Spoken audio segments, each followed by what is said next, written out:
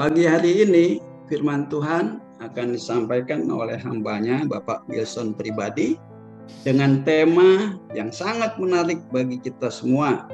Pestanya Yerusalem baru dan kedatangannya. Ini yang seringkali menjadi dilema, menjadi problem. Apakah Yerusalem baru itu apa dan kedatangannya sudah atau belum? Dan nanti kita akan mendengar apa yang disampaikan oleh Pak Wilson pribadi. Kita tidak berlama-lama, kita akan mendengarkan firman Tuhan dengan tema pestanya Yerusalem baru dan kedatangannya yang akan disampaikan oleh hambanya Bapak Wilson pribadi. Silakan Pak Wilson. Baik, terima kasih Pak Suhanda. Shalom rekan-rekan semuanya. Bolehkah kita dengan yel-yel yang sudah kita pahami semua, teman-teman? Ya, mari kita saut-sautan dulu supaya memecahkan dalam suasana pagi yang indah ini kita bersama-sama. Ya, teman-teman, mari kita sama-sama bersautan. Christ in you, the hope of glory. The hope of glory. Yeah, Christ in you. Christ in you. Bless the Lord. Thank you teman-teman semuanya. Biarlah waktu yang berlalu ini kita isi dengan segala makna yang baik, makna yang Tuhan berikan di dalam firman-Nya, di dalam kebenarannya. Terima kasih untuk waktu yang sudah berjalan. Selalu saya bersyukur kepada Tuhan. Bayangin teman-teman, tahun 22, tahu-tahu sekarang sudah di pertengahan, mengakhiri, sebentar lagi Februari, dengan begitu cepat, dan kejadian demi kejadian tiap hari. Saya tidak tahu bagaimana kita pernah bayangkan nggak, kalau kita tidak memiliki kekokohan di dalam pegangan kita. Tidak lain yaitu Yesus Kristus, Tuhan itu sendiri. Dengan firman-Nya yang hidup di tengah-tengah kita. Bagaimana kita bisa melalui dengan semuanya ini. Puji Tuhan, puji Tuhan. Kita bersyukur teman-teman. Baik pagi hari ini kita tahu bahwa kita sudah banyak mendiskusikan. Kalau dari awal sebelumnya itu kita banyak berbicara dari ayat demi ayat untuk kita mengetahui, supaya kita tahu alurnya, supaya kita tahu kebenarannya, supaya kita diberikan pencerahan yang lebih, bahkan seperti perumpamaan demi perumpamaan yang Tuhan sudah katakan. Namun satu hal yang penting teman-teman, di dalam membahas kebenaran firman Tuhan itu memang terkandung begitu banyak unsur-unsur pemahaman yang bukan seperti dunia yang pahami itu. Itulah perlu sekali untuk kita menginjak masuk ke dalam pemahaman ini, menelusurinya, deep, go into His Word, to know more about siapa, tidak lain teman-teman. Saya sangat berterima kasih untuk pujian tadi yang dikatakan, I speak Jesus. And kalau saya boleh tambahkan, I speak only Jesus. Nobody else. Tidak ada yang lain. Memang itulah fokus yang perlu kita lanjutin, tindak lanjutin tiap hari demi hari. Nah, perumpamaan demi perumpamaan yang Tuhan Yesus katakan, seperti perumpamaan harta, seperti perumpamaan yang terpendam, seperti mutiara yang ditemukan dan dibeli dan semuanya. Ini apakah artinya secara bagaimana? Nah, perlu kita ketahui semua. Kolose 2 ayat 2 mengatakan, segala harta, segala kekayaan, segala hikmat, semuanya pemahaman ini semua adalah Kristus itu sendiri. Puji Tuhan, teman-teman. Itulah menjadi fokus kita seolah-olah di dalam pemahaman kita. Sewaktu kita ingin memiliki semuanya ini bersama-sama, apa terkait dengan hidup kita. Rest assured, teman-teman. Itulah kerahasiaan dan betul-betul kehendak Tuhan. Carilah dahulu kebenaran dan kerajaannya. Yang lainnya, we leave it to God. He is the Almighty. Dialah yang menuntun, yang membawa kita ke dalam hidup kita selanjutnya. Puji Tuhan, bersyukur, terima kasih. Mari teman-teman, kita mulai dengan sharing pada pagi hari ini.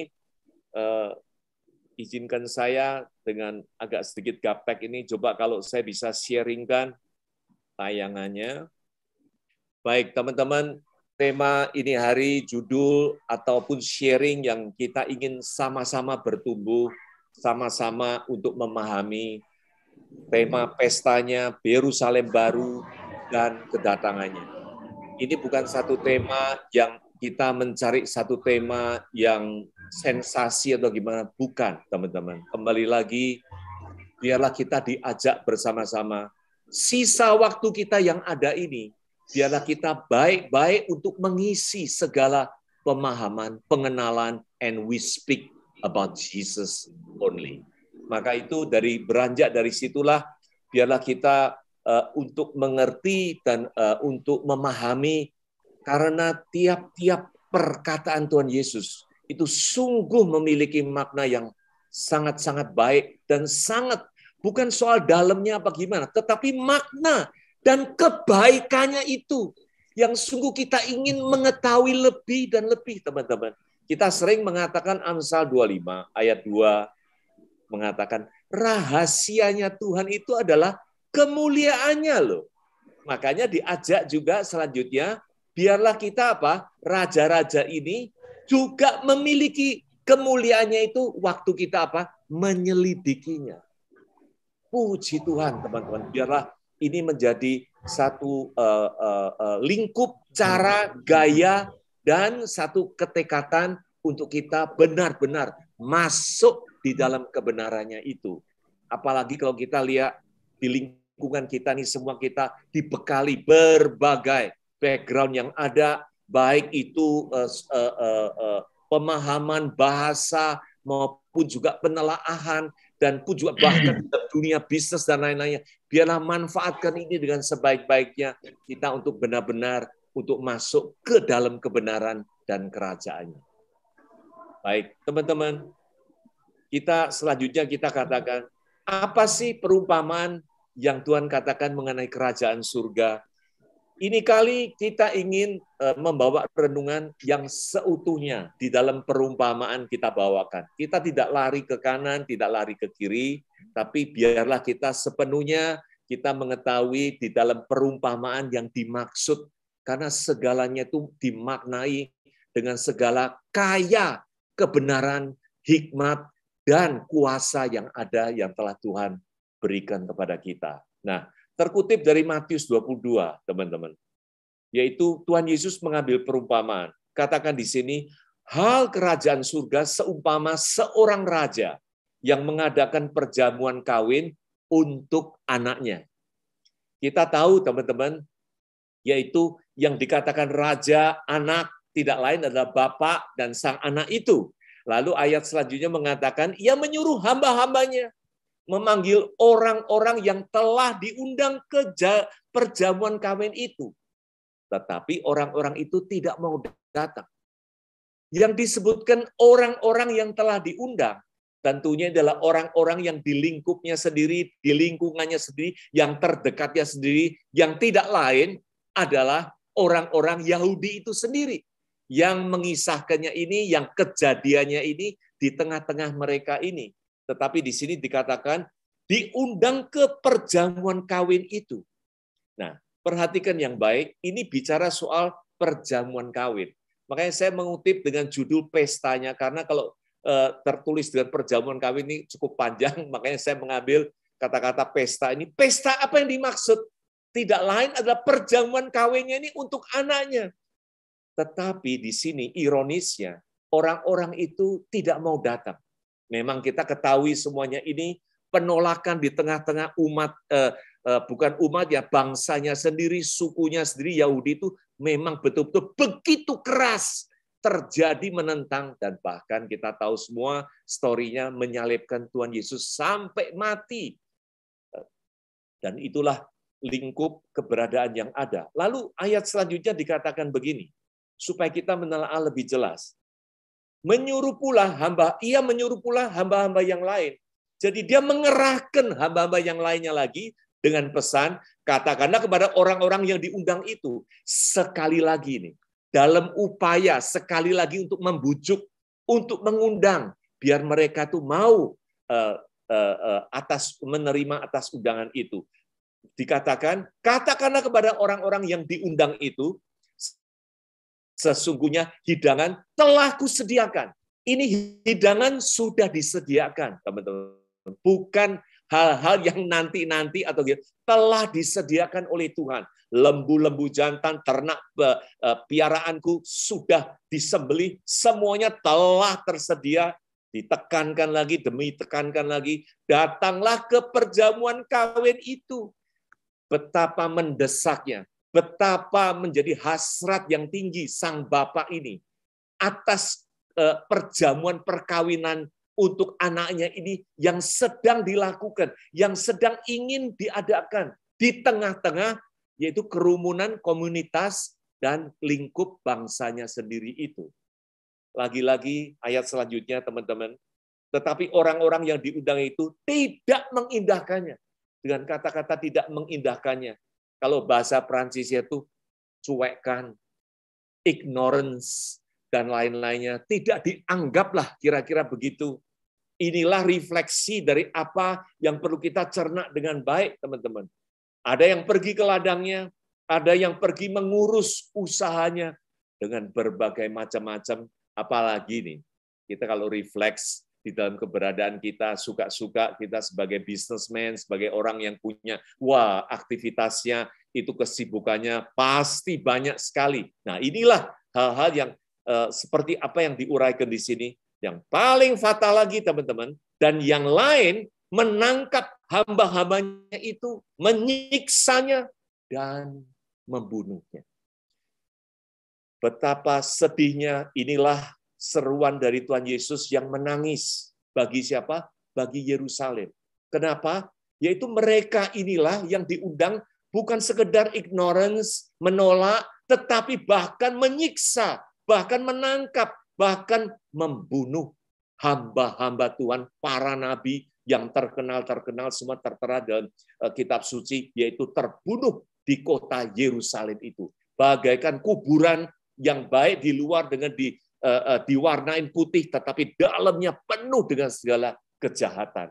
Ini semualah yang benar-benar disampaikan sebagai perumpamaan yang mengandung banyak makna, yang memang merefleksikan kebenaran yang ada, yang sedang terjadi pada saat itu. Hidangan telah tersedia. Inilah subline dari heading yang ada. Orang-orang tidak mengindahkannya dan bahkan membunuhnya. Lanjut lagi teman-teman. Inilah saatnya yang sangat krusial yang terjadi, yaitu ayat selanjutnya, maka murkalah raja itu, lalu menyuruh pasukannya ke sana untuk membinasakan siapa? Pembunuh-pembunuh itu dan membakar kota mereka. Membakar kota mereka bukan kota yang lain, tetapi kota mereka. Kota mereka ini adalah kota yang sentral, kota yang kudus, kota yang menjadi pusat kehidupan bangsa Yahudi saat itu, yang tidak lain adalah Yerusalem. Nah, dengan murkanya inilah sesuai dengan nubuatan demi nubuatan. Tuhan Yesus yang sudah katakan satu batu tidak akan ada di atas batu yang lain. Bangunan yang megah itu akan saya robohkan. Semuanya ini itu. Dan inilah terrefleksi di dalam perumpamaan ini. Murkalah dia. Sesuai dengan apa yang dinubuatkan itu, menyuruh pasukan, memakai pasukan tentara Romawi, kalau kita sudah jelas semuanya ini, untuk menyerbu, mengepung, sampai 3,5 tahun kelaparan terjadi, terbunuhlah juta-jutaan orang yang semuanya berkekeh di dalam semua pemahaman mereka sendirinya itu. Nah, inilah yang terjadi atas murka dan terjadi atas semuanya ini sampai membakar kota mereka itu. Pertanyaan yang selanjutnya, teman-teman. Ayat demi ayat ini perlu kita selidiki, perlu kita renungkan. Timeline, saat kejadian, event demi event, banyak sekali yang tertulis dalam Alkitab. Di balik itu, perlu kita jelas, yang lebih kita renungkan dengan baik. Kapan sih hal yang diungkapkan itu, kepada siapa sih yang disampaikan, bahasa aslinya apa, dan hal-hal inilah yang kita tahu secara hermeneutik, exegesis, yang kita ingin pahami lebih baik untuk pengenalan akan Kristus ini. Hal ini jelas sekali, teman-teman. sesuai dengan apa yang dimaknai segalanya ini, membakar kota mereka tidak lain adalah terjadinya keruntuhan bait suci, terjadinya dibakar, di bumi hanguskan, yaitu Yerusalem, kota suci itu pada tahun AD 70. Nah, inilah yang satu demi satu yang Tuhan Yesus memberikan nubuatannya dengan segala arti yang tertuang di situ, dan segalanya ini mari kita renungkan untuk memahami dengan baik. Semuanya ini hal-hal yang sesuai dengan apa yang dimaksud, yang ingin disampaikan. Ingat teman-teman, di dalam Alkitab ini penuh perumpamaan, penuh bahasa nabi, apokaliptik, bahasa yang sebagai kiasan-kiasan, simbolik-simbolik yang memang perlu kita renungkan. Itulah gunanya Tuhan memang ingin supaya kita ini bukan sekedar menjadi follower saja. Bukan sekedar menjadi orang yang dengar, oke, sini, dengar situ, oke, ikut-ikutan saja. Tetapi betul-betul memahaminya dengan baik, lebih baik, dan betul-betul mau menyelidiki. Seperti tadi Amsal 25 ayat 2 mengatakan, tugas kita memang menyelidiki untuk menemukan kemuliaannya itu.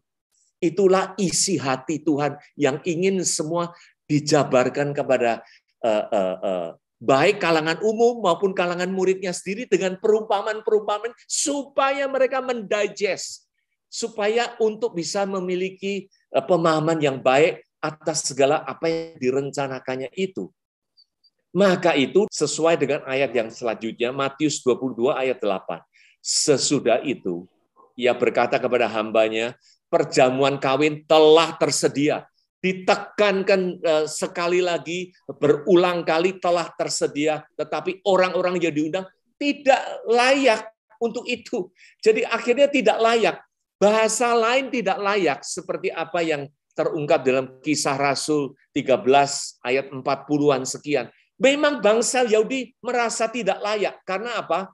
Kasih karunia Tuhan yang begitu hebat, yang diberikan dengan cuma-cuma. Bagi mereka menganggap, wah ini mah bukan Tuhan mereka. Ini mah bukan Tuhan yang mereka inginkan. Mereka inginkan sesuatu yang mereka perbuat, yang mereka lakukan dengan keberhasilan. Itulah biar diperhitungkan oleh Tuhan.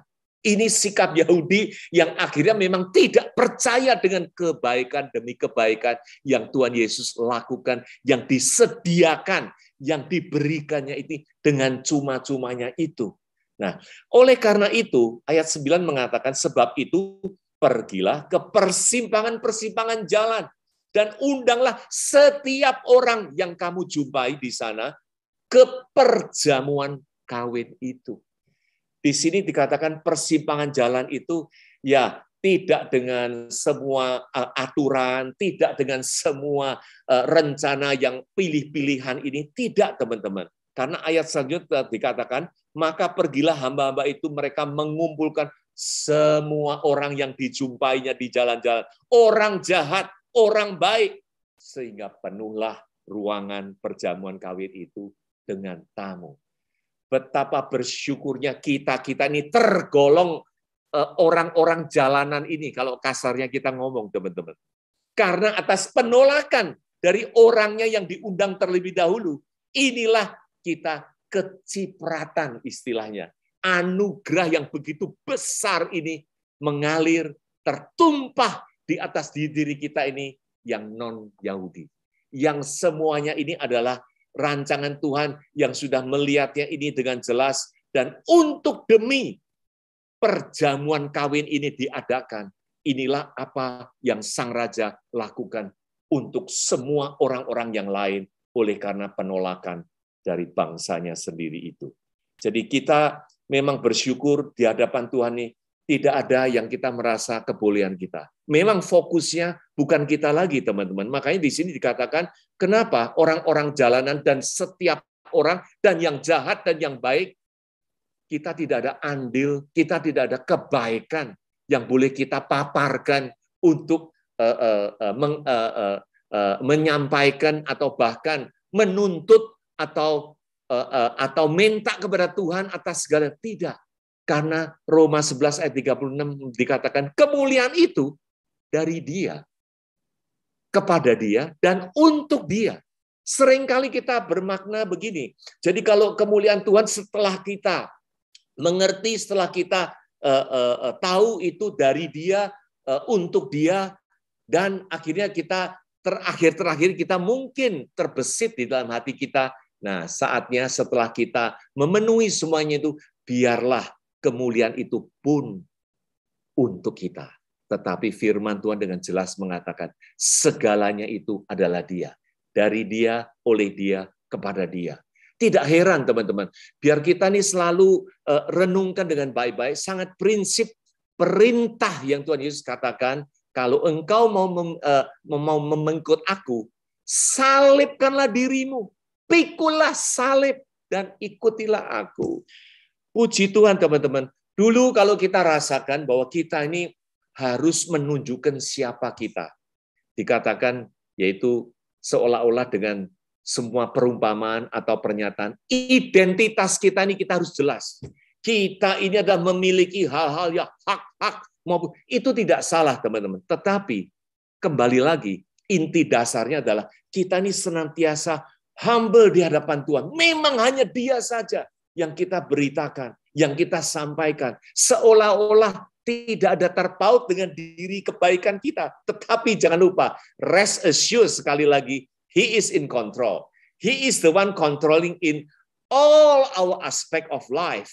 Yang kita tidak tahu dengan Dia punya invisible hand. Dia akan pour upon every one of us. Menaungi, memimpin, dan membawa kita ke dalam kebaikan demi kebaikannya Dia. That is the point that we really have to understand. Dan memang betul-betul seperti apa ayat ini yang dikatakan bahwa Dia mengambil setiap orang begitu generousnya, begitu baiknya, begitu dengan cuma-cumanya. Dia mengundang untuk masuk ke dalam perjamuan kawin anaknya ini. Selanjutnya teman-teman, enaknya begini, jadi kalau perumpamaan ini seutuhnya kita bisa cerita, bisa tahu, jadi semua background masalahnya apa supaya kita menangkap dengan baik. Nah, di sini dikatakan satu hal yang sangat-sangat penting terjadi. Ketika raja itu masuk untuk bertemu dengan tamu-tamu itu, ia melihat seorang yang tidak berpakaian pesta. Nah, ini kata-kata pesta muncul di sini, teman-teman. Maka itu, jadi inilah di antara sekian banyak tamu, karena dipenuhi dari semua jalanan yang diundang, ada seorang yang tidak berpakaian pesta.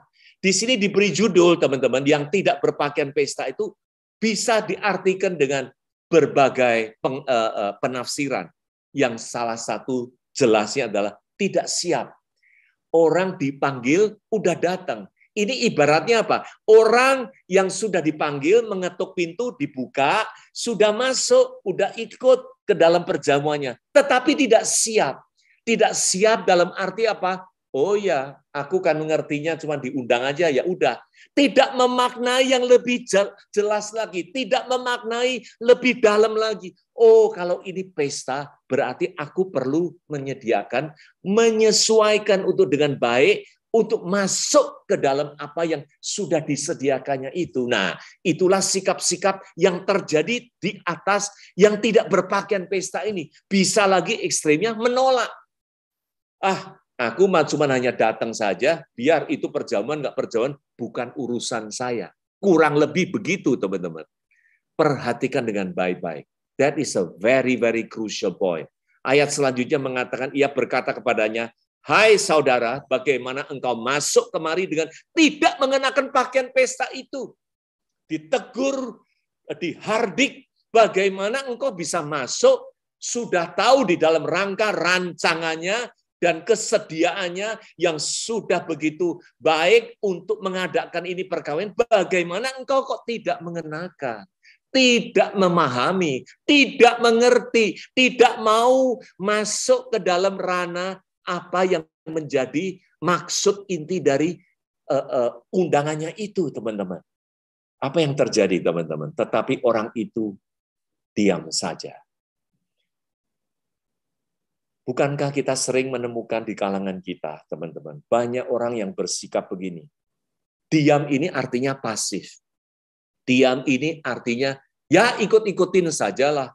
Diam ini artinya, ya nggak usah repot-repot lah. Bagi saya tahu yang penting, oh raja mengundang saya, ya udah. Oh bagi saya mengenal Tuhan Yesus, ya udah. Oh ya saya percaya kepada dia, ya udah. Itulah tertera di dalam tulisan di sini, diam saja teman-teman. Apakah ini menjadi yang berkenan di hadapan Tuhan? Dikatakan dalam Wahyu, bahkan mengatakan kita jangan suam-suam kuku. Itu semuanya adalah hal yang perlu kita pahami dengan baik. Biarlah inilah merefleksikan apa yang perlu kita tanggapi dengan penuh kehausan, kerinduan, dan bahkan kemauan yang baik untuk betul-betul untuk mendekat dan untuk memahami, menerima pengenalan yang lebih baik itu. Ayat selanjutnya, teman-teman, biarlah kita merenungkan apa yang terjadi. Lalu kata raja itu kepada hambanya, ikatlah kaki dan tangannya, campakkanlah orang itu ke dalam kegelapan yang paling gelap, teman-teman. Di sanalah akan terdapat ratap dan kertak gigi ini. Bukan sekedar hanya tidak berpakaian pesta, terus oke-oke saja, teman-teman. Toh sudah diundang, toh sudah masuk, toh sudah mengikuti, dan sudah memenuhi paling tidak undangannya itu. It's not up to that point, teman-teman. We have to go further. Kita perlu menelapak lebih jauh lagi, yaitu berpakaian pesta itu. Sangat penting sekali untuk masuk ke dalam pemahaman pengenalan itu. Maka itu Christ is in you in Christ, me in Christ, every one of us in Christ. Supaya apa? Kita memahami lebih dan lebih dan lebih dan berbuah. Nah, itulah ungkapannya 30, 60, 100 kali, teman-teman. Inilah menjadi kerinduan hati Bapa, hati Sang Tuhan Allah Yesus Kristus ini yang terdalam bagi anak-anaknya semuanya ini. Maka itu kalau tidak, campakkanlah orang itu ke dalam kegelapan terdapat ratap dan kertak gigi ini. Walaupun ini kejadian yang lalu, oleh karena atas penolakannya orang yang pertama. Kedua, atas tidak ditolaknya, masuk ke dalam perjuangan, itu pun masih ada further step. Yang selalu inilah menjadi acuan kita ini untuk bertumbuh dengan baik. Kalau tidaknya, inilah hal yang terjadi. Nah, apa yang diartikan ini dengan kertak gigi, kegelapan, yang paling gelap, suka-suka orang masih memikirkannya. Ini semua, kata-kata semua ini, ingat teman-teman, terkutip selalu ada dari perjanjian lama. Tuhan Yesus mengatakan demikian, para rasul dan surat-suratnya semua ini, inilah kegenapan dari apa yang terungkap di dalam perjanjian lama, kegenapannya di dalam perjanjian baru. Diartikannya lebih jelas lagi, terkutip dari Mazmur 112 yang mengatakan ini ditujukan kepada siapa? Orang fasik, suka-suka sakit hati, dan suka-suka amarahnya tinggi, dan akhirnya menggertakkan giginya. Tidak tahukah hal ini akibatnya? Hancur, dan keinginan orang fasik itu akan menuju ke kebinasaan itu. Nah, inilah pemahaman yang kita tahu konsekuensi dari segala hal itu yang sungguh kita perlu renungkan dengan baik. Karena teman-teman, kita di dalam Kristus, di dalam jenjang perjalanan iman kita ini, kita pertama adalah masih bayi, seperti Ibrani 5 yang mengatakan. Kemudian kita mulailah menginjak, kita bisa mencerna, mulai mengerti segala apa yang tertulisnya dalam firman Tuhan secara bahasa, secara letterlek yang baik. Meningkat lagi kemudiannya adalah kita mulailah bertumbuh yang sudah mulai menerima makanan-makanan keras. Makanan-makanan keras itu menuju kemana, teman-teman? Dewasa. Dewasa dalam hal apa? Dewasa rohani, dewasa pengenalan di dalam Kristus. Itulah yang sebetulnya dan memang sesungguhnya jenjang hidup kita untuk terus untuk mendekat dan semuanya ini masuk ke dalam kepenuhan dan hadiratnya itu. Maka inilah hal-hal yang perlu kita ketahui. Dan Matius terakhir di dalam perumpamaan ini dikatakan banyak yang dipanggil, sedikit yang dipilih. Kalau kita pikirkan bukankah hal itu memang yang perlu kita was-wasin teman-teman. Karena di tengah-tengah ini bukan selalu ukuran banyak sedikitnya. Bukan selalu acuan yang pada umumnya yang banyak itulah yang justified, yang dibenarkan untuk kita ikutin dan lain. Tidak. Selalu di sini berulang kali Tuhan Yesus mengatakan banyak dipanggil, tetapi sedikit yang dipilih. Karena itulah kita perlu mengetahui. Roma 11 ayat 22 mengatakan demikian. Biarlah kita mengenal, yaitu penuh kasih sayangnya Tuhan. Tetapi kita juga perlu untuk mengenal apa? Kekerasannya itu.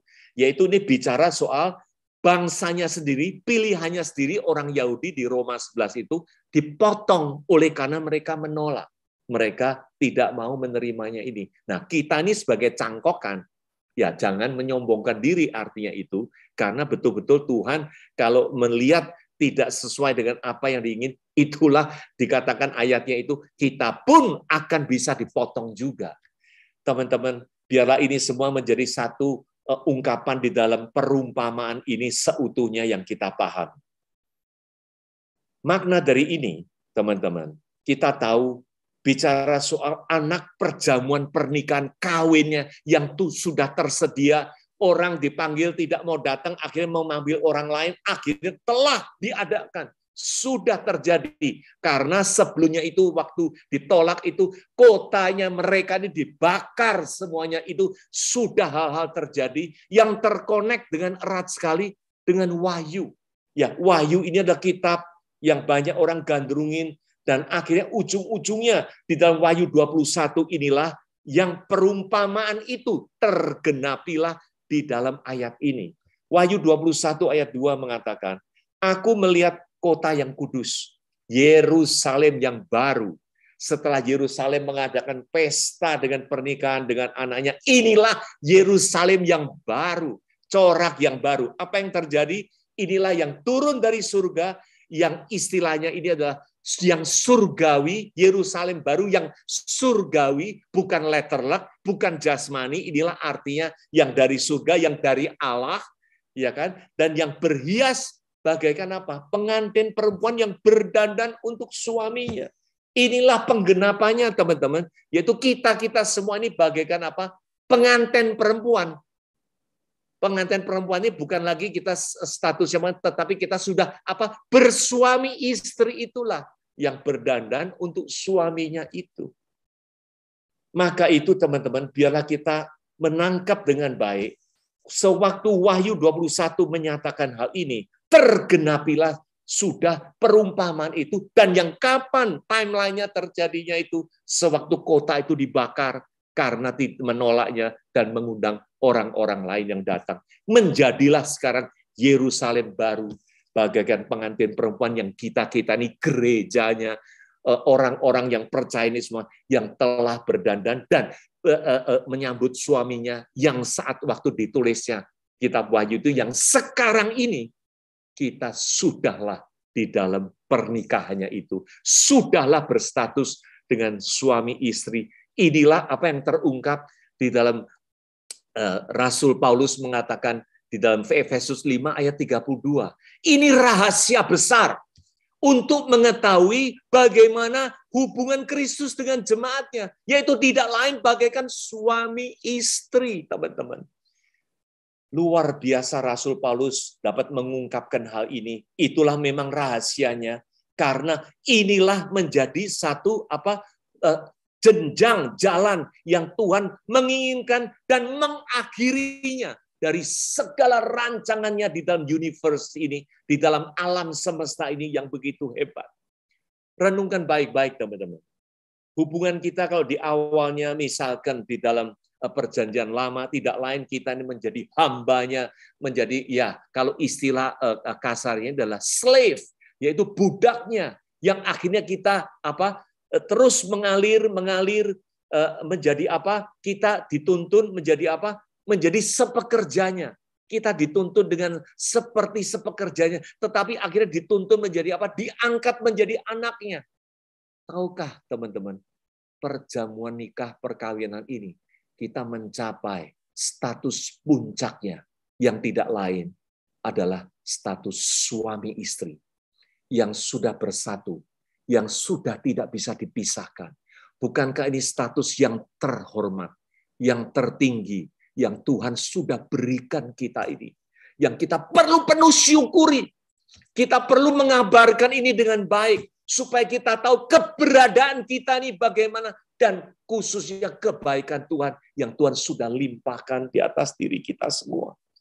Kita terkutip dari Galatia 4 ayat 26, dikatakan, Yerusalem surgawi, yaitu perempuan yang merdeka, ibu kita ini mengantin perempuan ini loh, yang merdeka, karena di background dari Galatia 4 ini, ada apa? Ada yang oleh karena daging, jadi itulah menjadi hamba. Tapi karena janji, kita ini menjadi pewarisnya. Itulah perempuan yang merdeka, teman-teman.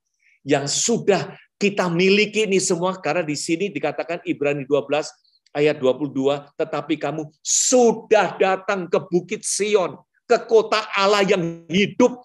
Kita ini sudah hidup di dalam Dia, memiliki kekekalan, karunia roh sudah kita terima semua, meneruskan semua di dalam hidup kita yang tidak pernah akan mati lagi. Yerusalem surgawilah, itu yang dimaksud kepada yang beribu-ribu malaikat, suatu kumpulan yang meriah.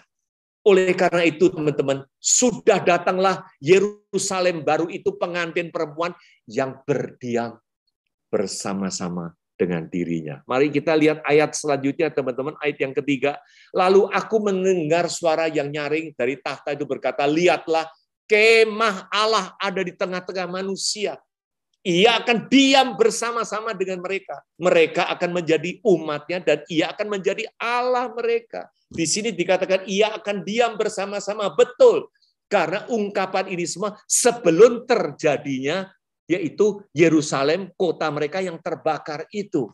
Itulah yang terungkap di dalam hal ini, yang telah digenapi. Anyway, dari situ pun meneguhkan bahwa kitab Wahyu memang tertulis sebelum terjadinya AD 70 itu. Karena itulah tertera dari ungkapan tadi, perumpamaan itu, kota mereka yang dibakar itulah. Timeline yang terjadi telah mengkorelasikan ini dengan jelas, dengan baik, atas segala pemahamannya itu. Kemah Allah telah ada di tengah-tengah manusia. Apa itu kemahnya? Kenapa kok bisa bersama-sama dengan umatnya ini? Biarlah kita menelaah ayat selanjutnya, teman-teman. Tidak lain, kita kembali ke ayat yang pertama. Lalu aku melihat langit, ungkapan langit, kalau tepatnya Inggrisnya itu adalah heaven, yaitu tidak lain adalah surga.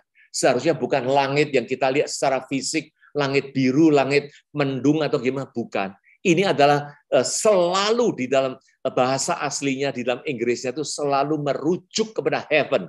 Makanya kita boleh ungkapkan, yaitu surga yang baru dan bumi yang baru sudah dilihat. Dan sebab yang lama, yang pertama itu sudah berlalu. Dan laut pun tidak ada lagi. Nah, ungkapan laut ini dari ayat sebelumnya itu, waktu penghakiman terhadap orang bangsa Yahudi, yaitu Wahyu 20 itu, yaitu di tahta putihnya itu, itulah barang siapa yang tidak tercantum di dalam kitab kehidupan itu, semua akan dicampakkan ke dalam lautan api. Air laut api inilah yang dimaksud, tidak ada lagi, karena semuanya di dalam Kristus kita mengalami kehidupan. Sudah tidak ada lagi penghakiman, sudah tidak ada lagi kematian. Betapa indahnya, luar biasanya sewaktu kita mengalami hal ini di dalam Kristus itu. Ibrani 10 mengatakan demikian, teman-teman. Yaitu kurban dan persembahan, kurban bakaran, kurban penghapus dosa, tidak engkau kehendaki. Inilah waktu kita masuk ke dalam pemahaman perjanjian baru. Apa yang tertera dalam perjanjian lama mengenai kurban persembahan, kurban bakaran, penghapusan dosa, dan segala itu tidak dikehendaki oleh Tuhan sebetulnya. Dan Tuhan tidak berkenan kepadanya. Meskipun dipersembahkan, semuanya ini dilakukan apa? Menurut hukum Taurat.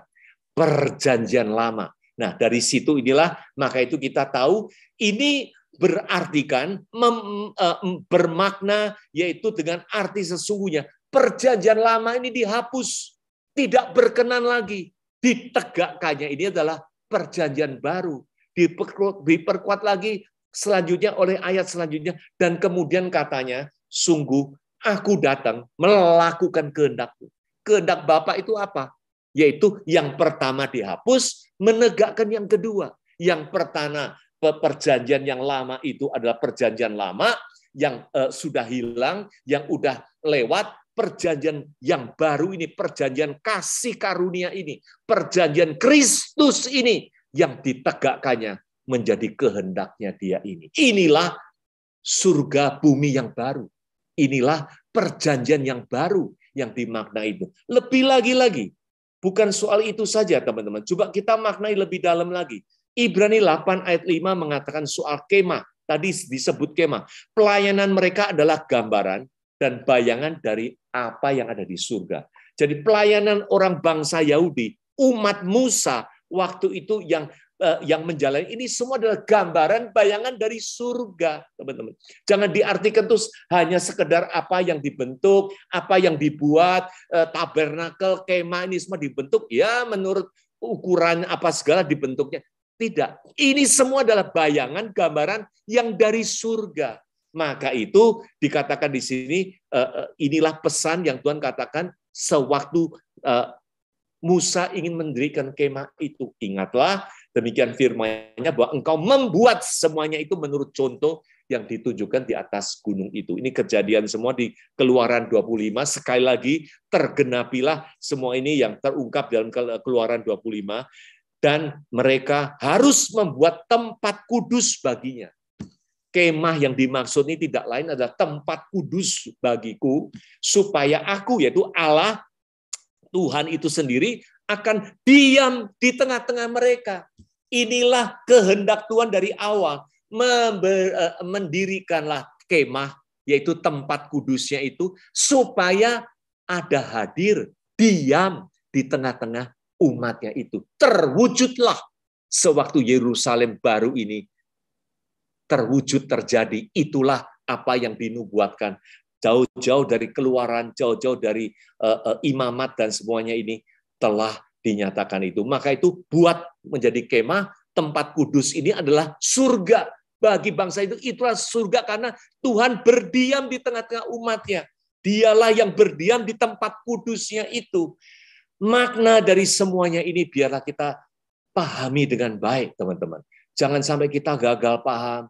Jangan sampai kita selalu memikirkan dengan pemahaman letterlek, tetapi biarlah kita merujuk dari apa yang tertulis, dari yang sesungguhnya, sebelumnya, aslinya, awalnya, nubuatan-nubuatan itu tergenapilah semua yang ada di tempat-tempat ini, yang memang itulah menjadi kehendak Tuhan itu. Lalu ayat 40 mengatakan juga seperti apa yang tadi Ibrani katakan. Dan ingatlah bahwa engkau membuat semuanya itu menurut contoh yang telah ditujukan kepadamu di atas gunung itu. Bukankah ini indahnya dari lama baru teruraikan, teralurkan dengan baik, dan tergenapi semuanya itu. Nah, imamat bahkan mengatakan lagi, teman-teman, aku akan menempatkan kemah. Sekali lagi ini muncul kemah suciku di tengah-tengahmu. Maunya Tuhan itu di tengah-tengah umatnya, teman-teman. Maka itu kemah tempat suci itu itulah surga yang diberikan bayangan dan contoh waktu Musa mau mendirikannya itu. Ayat 12 mengatakan, tetapi aku akan hadir di tengah-tengahmu dan aku akan menjadi Allahmu dan kamu menjadi umatku. Betapa inilah relationship yang Tuhan ingin bentuk. Bukan lagi mengawang-awang dari sono, dari jauh yang masih terpisah, nanti kapan tidak tahu. Tidak, teman. Ini semua terwujud dengan baik dan dengan lengkap. Pengkhotbah 5 ayat 2 mengatakan, kalau Allah itu ada di surga dan engkau ini di bumi, maka itu istilah surga dan bumi tidak lain adalah hubungan dari Tuhan yang Allah itu dengan bumi, manusianya itu kita-kita ini semua. Puji Tuhan, teman-teman. Biarlah dari sini kita mendapatkan satu pencerahan yang baik. Ya, Yohanes 2, inilah perkataan Tuhan Yesus yang menggenapi segala halnya ini. Dikatakan, rombaklah bait Allah ini.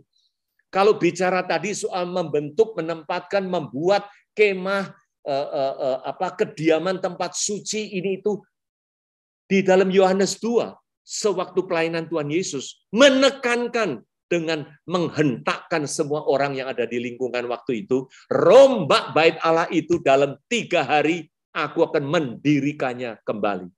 3 hari teman-teman, bukannya ribuan tahun. 3 hari yaitu mengacu kepada kematiannya dan kebangkitannya. Dengan kebangkitannya dia yang roh itu, dia sudah menggenapi, merombak bait suci yang mengacu kepada bangunan, yang mengacu kepada bait suci itu. Dirombaknya menjadi tubuhnya sendiri itu, yang ayat 21 mengatakan itu. Yang dimaksudnya dengan bait Allah, ialah tubuhnya sendiri. Puji Tuhan, luar biasa. Kita sering teman-teman terdengar di kalangan kita, di teman-teman kita, bahkan di gereja, itu kita ini gerejanya Tuhan, kita ini tubuhnya, kita ada dalam tubuhnya. Bagus, puji Tuhan. Lengkapilah pemahaman itu. Dengan itulah Yerusalem baru pun, hadirat Tuhan pun sudah terjadi, sudah datang, sudah hadir, sudah ada di tengah-tengah kita. Di dalam roh dan kebenaran inilah yang kita renungkan, yang kita menerima hikmat dari Tuhan itu. Karena ini semua adalah ayat demi ayat yang tergenapi dari semua apa menjadi keinginan Tuhan. Efesus 1 ayat 22 lebih jelas lagi teman-teman. Segala sesuatu telah diletakkannya di bawah kaki Kristus. Bukannya masih ada yang tertinggal. Bukannya masih ada yang sebagian yang belum. Tetapi telah semua di kaki Kristus. 1 Korintus 16 mengatakan musuh yang terakhir itu siapa? Adalah maut. Yang telah ditaklukkannya itu sudah beres, sudah selesai semuanya teman-teman. Maka itu sejalan dengan itu semuanya sudah diletakkan di bawah kaki Kristus itu yang telah diberikannya kepada jemaat sebagai apa? Kepalanya. Dialah Sang Kristus itu kepala. Nah, jemaat yang adalah tubuhnya itu yaitu kepenuhan Dia. Kata-kata kepenuhan ini penting. Biarlah kita sudah bersatu dengan Dia. Kita ada di dalam kepenuhan Kristus. Bukan lagi dengan sebagian-sebagian, tetapi sudah kepenuhannya Dia ini. Memenuhi semuanya dan segala sesuatu. Kolose 1, teman-teman. Biarlah inilah yang kita beritakan. Apa? Yaitu kerahasiaannya berabad-abad. Yang dicari-cari, yang selalu menjadi rujukan, yaitu Christ in you. Tuhan Yesus Kristus sudah hadir, datang di tengah-tengah hidup kita ini.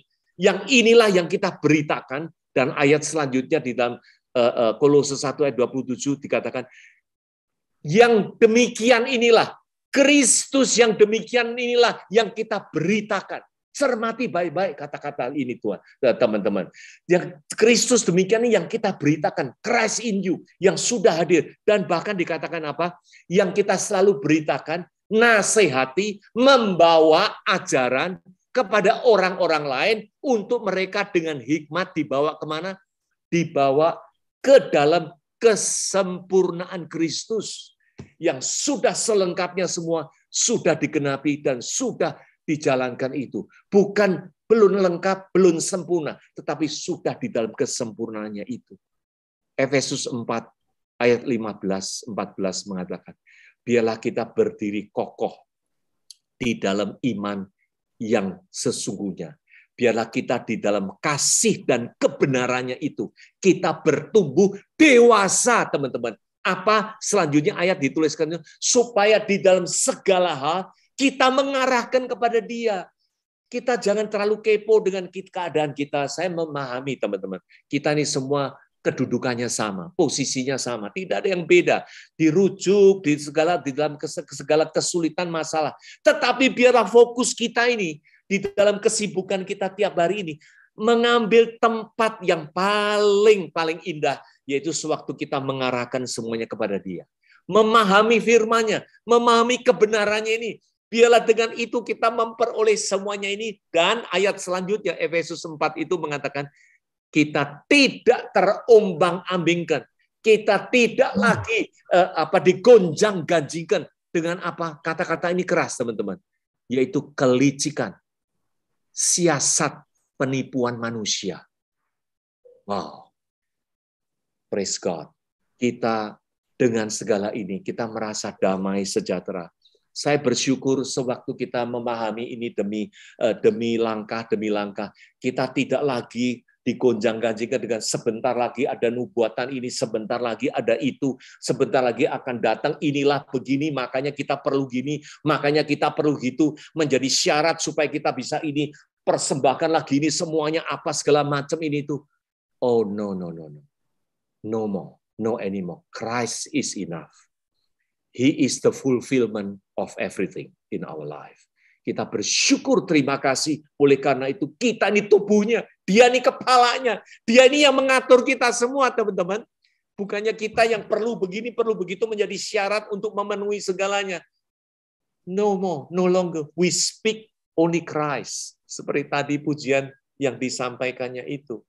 Lebih lanjut, dengan segala pemahaman ini, kita explore, we go deeper in His Word, supaya kita memahami. Banyak orang bertanya seperti Wahyu 21, yang ayat selanjutnya mengatakan, lah kan kita masih penuh dengan linangan air mata, kesulitan, apalagi di dalam COVID ini banyak kejadian di lingkup kita sendiri, di tengah-tengah apa yang kita kenal, itu semua just instant like this, and gone away, and dan semuanya, ini segala. Tetapi di sini coba renungkan baik. Ia akan menghapus segala air mata dari mata mereka dan maut tidak akan ada lagi. Yang disebut tidak ada air mata lagi di dalam makna rohaninya adalah karena maut sudah dikalahkan. Karena kehidupan itu sudah tercurahkan di tengah-tengah hidup kita. Tidak ada maut lagi, teman-teman. Tidak akan ada lagi perkabungan. Karena di dalam Kristus kita penuh syukur, kita penuh berterima kasih, walaupun secara kasat mata kita lihat lingkungan kita ini berbeda. Memang itulah kita perlu dididik, perlu kita dibina di dalam kerohanian, kedewasaan kita di dalam Kristus ini. Yang selalu Rasul Paulus mengatakan, penuh syukur, di dalam segala kita bersyukur, berterima kasih, berterima kasih. Inilah yang dikatakan ini, tidak ada lagi ratap tangis, duka cita, segala sesuatu yang lama itu sudah dilalui.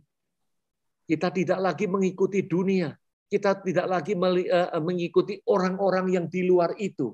Bukankah Yohanes 11 ini statement of faith yang begitu luar biasa dikatakan Yesus. Akulah kebangkitan dan hidup.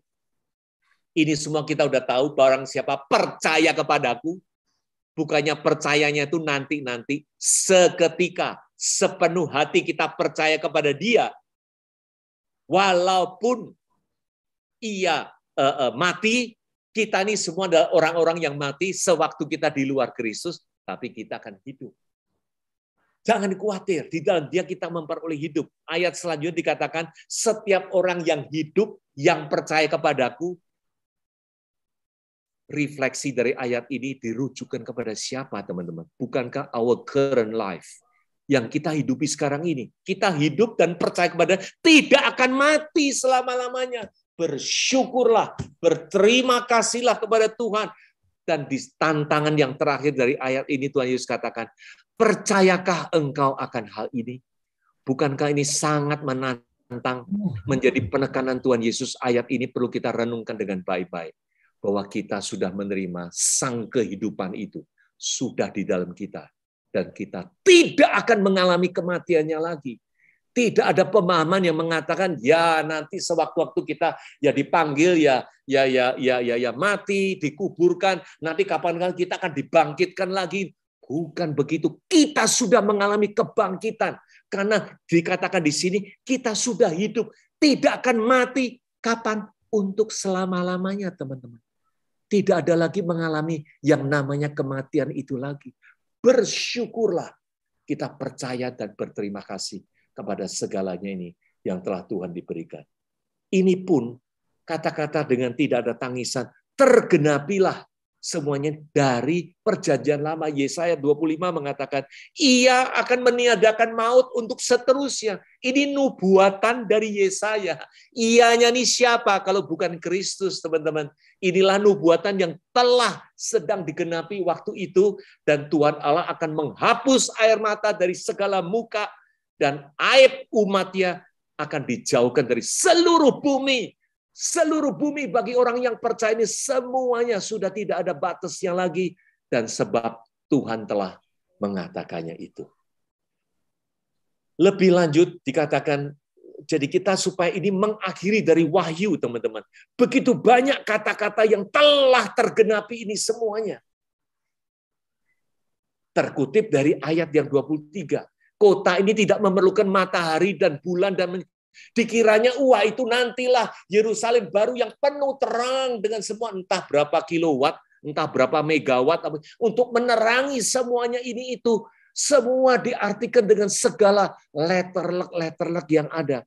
Ingat teman-teman, di dalam Wahyu 21 ayat 17 itu sebelumnya diungkapkan dengan Yerusalem, dengan lantai emas, dengan tembok, dengan ukuran ini itu. Bahkan ada orang yang cukup serius mengukurnya itu tidak lain kurang lebih sebesar kota New York.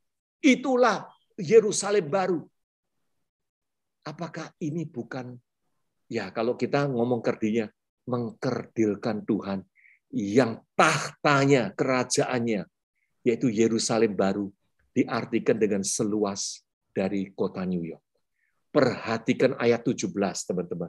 Ukuran itu ukuran manusia, tetapi tertulis itu juga ukuran malaikat. Yaitu ukuran yang sebagai kiasan, yang sebagai contoh, sebagai hal-hal yang hanya ungkapan, yang jangan diartikan secara letterlek. Biarlah kita menangkap ini semua dengan baik, teman-teman. Maka itu kota ini tidak memerlukan matahari atau bulan lagi yang menyinari. Karena apa? Kemuliaan Allah ini sudah menerangi. Yaitu siapa? Anak domba itulah lampunya. Yohanes 8:12 mengatakan kepada orang-orang banyak, Tuhan Yesus katakan, akulah terang dunia. Barang siapa mengikuti aku, ia tidak akan berjalan dalam kegelapan lagi, melainkan mempunyai terang hidup. Bahkan kita menerangi orang lain. Terwujudkanlah terang itu bagi lingkungan hidup di mana kita berada semuanya ini. Bukankah ini menjurus waktu kita bawakan semua penggenapannya ini di dalam kitab Wahyu menuju ke akhir-akhirnya. Semuanya yang begitu indah, yang luar biasa telah hadir di tengah-tengah kita, teman-teman.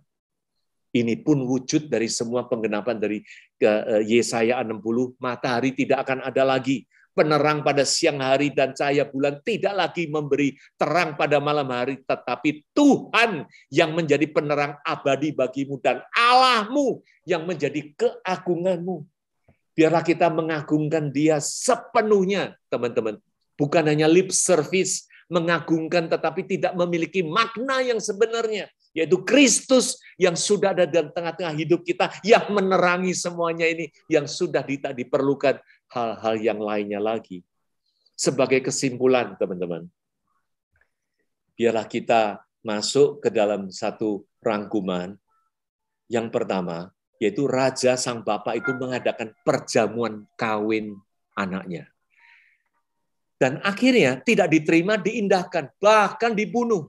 Itulah kejahatan orang-orang fasik membunuh nabi dan semuanya, inilah yang terjadi.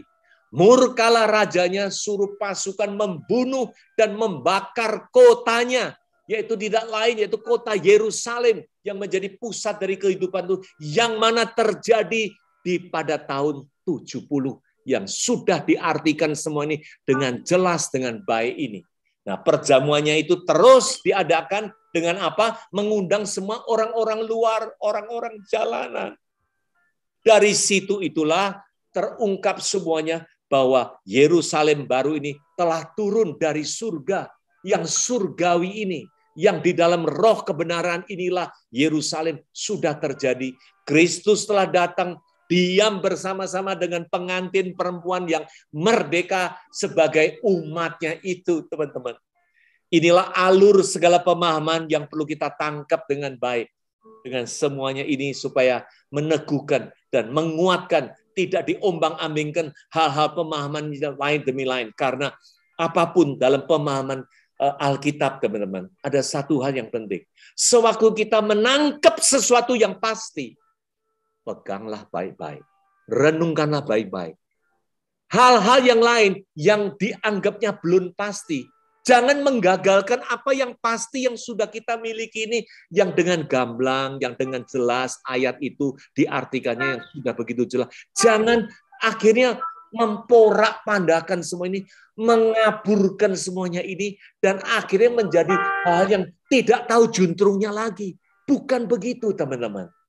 Biarlah kita semua mengambil yang pasti, mencoba mengartikan, melihat. Nah, inilah gunanya menyelidiki, memahami. Tetapi satu dasar yang penting, di dalam roh dan kebenaran inilah kita menyembah Allah Tuhan kita ini. Puji Tuhan, teman-teman. Biarlah kita sikapi dengan baik. Dengan ini semua kita melangkah untuk satu demi satu. Puji Tuhan. Biarlah background music sudah boleh dialunkan, Bro Heri. Dan yang selanjutnya, surga bumi baru sebagai tubuhnya. Jelas sekali, teman-teman. Biarlah kita memahaminya dengan baik, menggantikannya yang lama. Yang lama terwujud di dalam bait suci atau apa bangunannya ini, tetapi surga bumi yang baru ini adalah tubuhnya.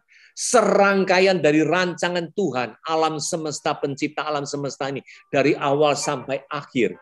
Terakhir inilah terwujudlah yang menjadi cita-citanya, yaitu menjadi rancangannya yang dahsyat ini, yaitu sepenuhnya ini, dengan tubuhnya sendiri ini menggantikan segalanya yang hadir di tengah-tengah umatnya, karena dia ini adalah yang menjadi kepala.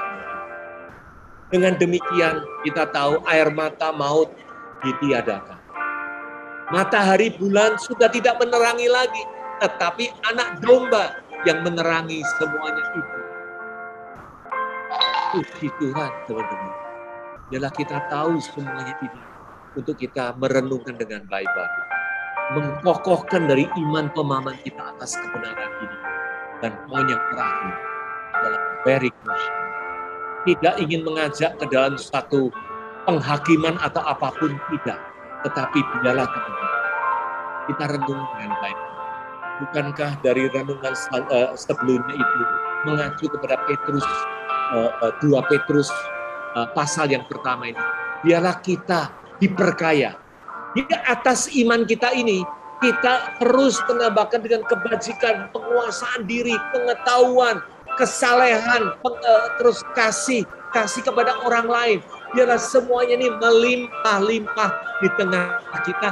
Supaya apa? Kita giat dan berhasil mengenal Tuhan Yesus. Kalau tidak demikian, teman-teman, ayat dikatakan, kita ini akan dibuatnya menjadi buta dan picik.